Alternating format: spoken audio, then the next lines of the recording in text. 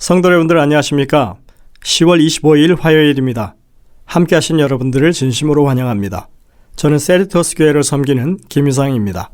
이제 기도하시고 시작하겠습니다. 하늘에 계신 아버지 하나님, 새로운 한 날 생명 주셔서 이렇게 주님의 말씀 앞에 설 수 있도록 인도하시니 감사드립니다. 저희들이 언제나 그러하셨듯이 하루하루의 삶을 통하여 더욱더 주님을 배우고 알아갈 수 있도록 도와주시며 말씀을 통하여 주의 뜻을 찾고 그것을 이루어가는 저희의 삶이 될 수 있도록 인도하여 주옵소서.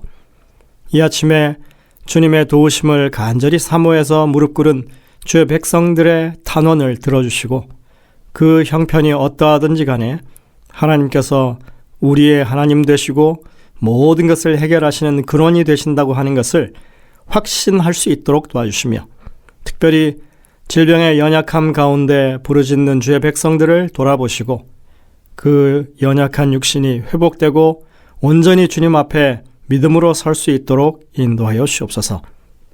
이제 주의 성령께서 우리의 심령을 주장하셔서 말씀 앞에 무릎 꿇고 주의 음성을 기다리는 당신의 그 백성들의 심령마다 역사하셔서 하나님의 뜻을 분명하게 깨우치고 우리가 어떻게 살아야 할 것인지에 대해서 지혜로운 결론을 얻을 수 있도록 인도하여 주옵소서. 이 시간 내내 주의 성령께서 주장하여 주옵기를 예수님의 이름으로 간절히 기도드립니다. 아멘. 오늘은 나인성 과부의 아들이라고 하는 제목으로 저희들이 그 사건을 살펴보도록 하겠습니다. 심리상담학에서 말하는 홈즐라의 스트레스 지수라고 하는 것이 있습니다. 살아가면서 당면하는 여러 가지 상황이 우리들에게 얼마만큼의 스트레스를 주느냐를 수치로 표현하는 것입니다.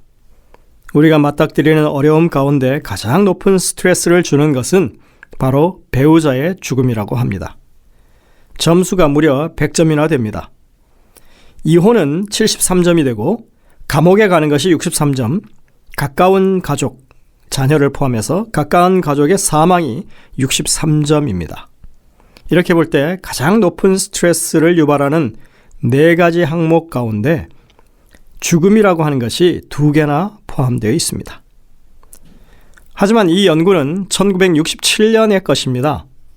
당시의 생활 환경과 오늘날은 거의 60년이 가까이 온 그런 시간 차이가 있습니다. 삶의 환경이 바뀌고 가치관도 바뀐 것입니다. 그리고 더 정확하게 인간이 당하는 슬픔과 고통을 이렇게 객관적으로 판단하고 우열을 가린다고 하는 것은 사실 좀 무리인 것으로 보입니다. 각자가 느끼는 슬픔의 정도는 통계학적인 수치로 대체하기가 어렵기 때문에 그렇습니다. 이번 주에 우리가 다루는 죽음과 부활의 문제는 주로 자식을 잃었다가 다시 찾는 사건들을 다루고 있습니다. 사랑하는 자식, 눈에 넣어도 아프지 않은 자식을 잃은 부모의 심정이 어떤 것인지 그걸 말로 표현할 수가 있겠습니까? 사실 제가 개인적으로 저희 가정에는 그런 슬픔이 있습니다. 저희 집은 2남 3녀 5남매였는데 그 중에 셋째로 태어난 남자 가운데 장남인 제 형이 초등학교 때 물에서 사고로 죽었습니다. 저는 형의 죽음이 어머니에게 어떤 슬픔으로 평생 남아 있었는지 똑똑히 기억합니다. 어머니는 평생에 걸쳐서 그 형이 죽은 그 5월이 되면 가슴에 통증을 느끼며 살았습니다. 말할 수 없는 우울감이 5월을 사로잡았습니다. 형이 죽은 지 수십 년이 흘러도 그랬으니까 생때 같은 자식을 잃었을 그 당시의 고통과 슬픔은 얼마나 컸을지 상상할 수가 없는 것입니다. 세월이 약이라고 말하긴 하지만 어쩌면 어머니에게 있어서 사랑하는 아들을 잃은 그 고통은 결코 치유되지 않는 남편과의 사별보다 더 큰 아픔이었다고 저는 생각합니다. 성경에서 예수님께서 두루 다니시며 선한 일을 행하시고 마귀에게 눌린 모든 사람을 고치셨으니 이는 하나님이 함께 하셨음이라 라고 이야기하고 있는데 사도행전 10장 38절의 말입니다. 하나님은 우리 각자가 느끼는 아픔과 슬픔을 너무나 잘 아십니다. 아마도 그런 슬픔 가운데 빠진 저희 어머니를 보셨다면 하나님께서는 가장 불쌍히 여기시고 위로하셨을 것이라고 믿습니다. 복음서에는 예수님께서 도움이 필요한 자들과 고통 중에 있는 자들을 도와주신 이야기로 가득 차 있습니다. 이것 때문에 훗날에 많은 유대인들이 예수님께서 약속된 메시아이심을 믿게 됩니다.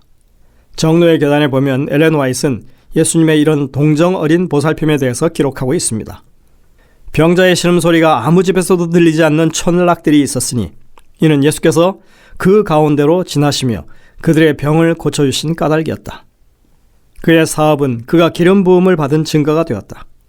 사랑과 자비, 긍휼은 그의 생애 온갖 행동에 나타났나니 그의 마음은 인류에게 부드러운 동정을 나타냈다. 그는 사람의 소원을 풀어주시기 위하여 인성을 쓰셨다. 아무리 가련하고 비천한 자라도 그에게 가까이 나아가기를 두려워하지 않았다. 비록 작은 아이들이라도 그를 잘 따랐다. 정로의 계단 11쪽 12쪽에 나오는 내용입니다. 여러분들이 누가복음 7장 11절부터 17절을 읽어보신다면 나인성 과부의 이야기를 들을 수 있습니다. 어제 살펴본 이야기들, 사르밧 과부의 아들을 살리신 이야기, 그리고 수넴 여인의 아들을 살리신 이야기와 비교해서 오늘 이 본문에 나타난 나인성 과부의 아들을 살리신 이야기 사이에는 어떤 유사점과 차이점들이 있습니다. 예수님께서는 갈릴리에서 사역하시는 동안 병자들을 고치시고 귀신들을 쫓아내셨습니다. 한 번은 예수님과 그분을 따르는 자들이 나인성의 성문 가까이 이르렀을 때 장례 행렬이 정문을 지나고 있었습니다. 열려있는 관 속에는 한 과부의 독자가 누워 있었습니다. 깊은 슬픔에 빠져 울고 있는 어머니를 불쌍히 여기신 예수님께서 그녀에게 말씀하십니다. 울지 말라. 그리고서 그 관 속에 누워있는 아들을 바라보시며 명령하십니다. 청년아, 내가 내게 말하노니 일어나라. 누가는 그녀가 과부였고 그 죽은 아들은 독자였다고 기록하고 있습니다. 주님은 이 여인의 아픔을 너무나 잘 아셨습니다. 그리고 그 여인을 불쌍히 여기셨다고 기록합니다. 우리는 예수님의 사랑과 동정을 나타내는 표현, 여기서 불쌍히 여기다라고 하는 이 표현이 종종 그분의 이적을 행하신 그때에 등장하는 것을 발견합니다. 신약 성경에서 이 표현, 불쌍히 여기다라는 말은 사람의 가장 깊은 곳에서부터 우러나오는 아픔에 대한 공감을 표현하는 말입니다. 우리말로 표현하자면 애간장이 녹는다, 이렇게 표현해야 맞을 것입니다. 사실 세상에서 하나밖에 없는 정말 의지할 곳이라고는 유일하게 그 아들뿐이었던 그 과부에게 있어서 그 아들을 잃어버린 것은 모든 것을 잃은 상황이 된 것입니다. 그야말로 애간장이 끓는 슬픔이었던 것입니다. 주님은 그런 아픔을 공감하시고 과부의 아들을 살려주셨다라고 누가는 기록하고 있습니다. 주님은 그런 아픔에 공감하시고 그 과부의 아들을 살려주셨다고 기록하고 있습니다. 예수님은 그 관에 손을 대시면서 말씀하십니다. 모세의 법에 따르면 관에 손을 댄 자는 7일 동안이나 부정했기 때문에 관을 맨 사람들은 놀라서 멈춰설 수밖에 없었습니다. 그러나 생명의 주님은 죽음의 권세를 이기시는 분이시기 때문에 부정하게 될 수가 없었던 것입니다. 그리고 주님은 말씀하십니다. 내가 내게 말하노니 일어나라. 만물을 창조하신 생명을 주신 하나님께서 지금 일어나라고 명하십니다. 청년아, 일어나라. 이것은 부활의 아침에도 울려질 주님의 음성입니다. 창조주이시오 생명의 하나님께서 말씀하시자마자 그 아들은 다시 생명을 얻고 일어납니다. 예수님께서는 살아난 그를 어머니에게 주셨다고 누가는 기록합니다. 부활은 선물입니다. 기대할 수 없었고 예상하지 못했던 가장 귀한 선물을 주신 것입니다. 예수님이 함께 하셨기 때문에 상황이 완전히 바뀌었습니다.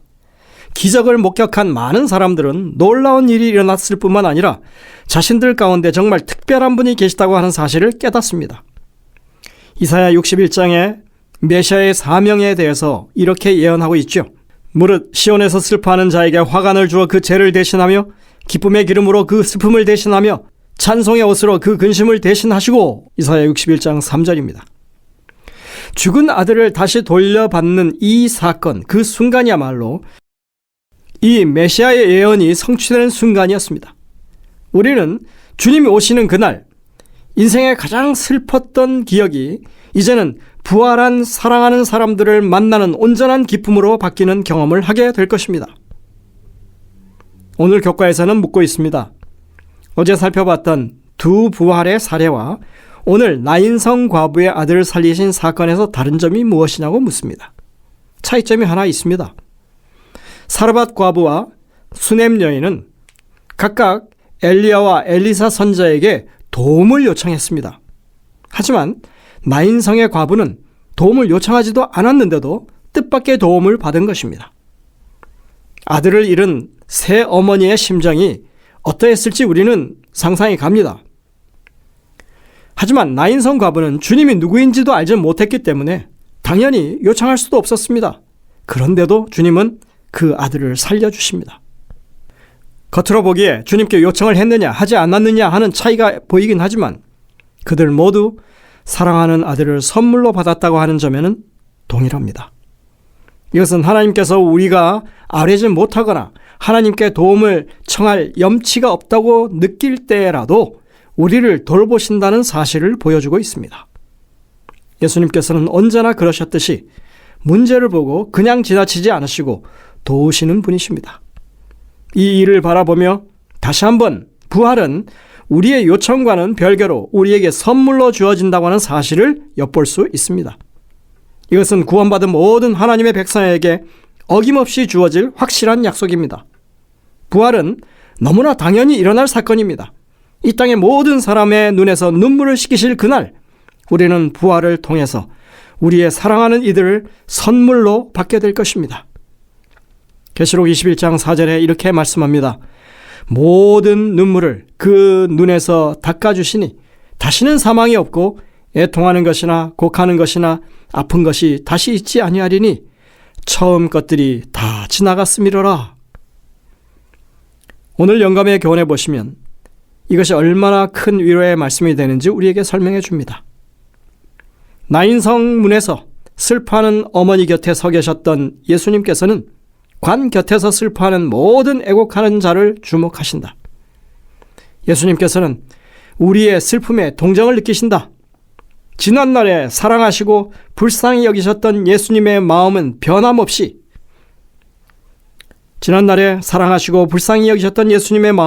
변함이 없으신 온유하신 마음이다. 죽은 자를 부르사 다시 살리신 예수의 말씀은 나인성의 청년에게 말씀하실 때와 똑같이 오늘날에도 효험이 있다. 시대의 소망 319쪽입니다. 오늘 우리는 나인성 과부의 아들을 살리신 이야기를 통해 현재 사랑하는 가족을 잃고 슬픔을 당하고 애통해하는 모든 이들의 고통을 주님이 그 곁에서 헤아리고 계심을 그리고 불쌍히 여기신다고 하는 사실을 다시 한번 확인하게 되었습니다. 사별의 고통 중에 있는 모든 분들에게 주님의 사랑과 위로하심이 함께 하시는 이 하루가 되시기를 간절히 바랍니다. 기도하시겠습니다. 하늘에 계신 아버지 하나님, 참으로 구원하시고 생명을 주실 뿐만 아니라 우리에게 부활을 약속하신 주님, 죽어도 살겠다고 하신 그 약속이 우리의 구원만큼이나 확실하게 우리에게 선물로 주어지실 것임을 우리가 다시 한번 마음 가운데 간직하게 하시니 감사를 드립니다. 최근에 가족을 잃고 또는 이 연전의 과적을 잊고 슬픔 가운데 여전히 지내고 계시는 주의 백성들을 돌아보시고 그 마음 가운데 하나님의 확실한 부활의 이 약속을 붙잡고 정말 이제는 더 담대한 믿음으로 하나님 앞에 설 수 있도록 은혜를 베풀어 주시옵소서. 오늘도 우리의 삶에 여전히 생명 주시고 더 생명 주시기를 원하시는 주님의 사랑과 능력을 붙잡는 이 하루가 될 수 있도록 인도해 주시옵기를 예수님의 이름으로 간절히 기도드립니다. 아멘. 네, 여러분들 오늘도 이 주신 말씀들을 깊이 묵상하면서 주님의 음성을 듣게 되시길 바랍니다. 저희들은 내일 다시 뵙겠습니다.